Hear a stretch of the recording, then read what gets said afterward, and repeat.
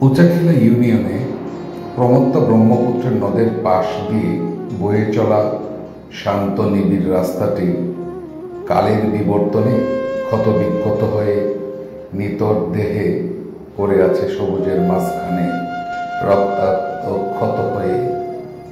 বলছিলাম উচাখিলা ইউনিয়নের মরিচার্য অঞ্চলের রাস্তাটির কথা। মানুষ এখন ঘরেও ফিরে না। যে রাস্তা দিয়ে এক সময় ভারী, মাঝারি ও ছোট ছোট যানবাহন চলত, সেই রাস্তাটি এখন পায়ে হেঁটে চলার অনুপযোগী হয়ে পড়েছে। আমরা বাঁচতে চাই, আমরা ঘরে ফিরতে চাই। ঘরে ফেরার জন্য কর্তৃপক্ষের দৃষ্টি আকর্ষণ করছি।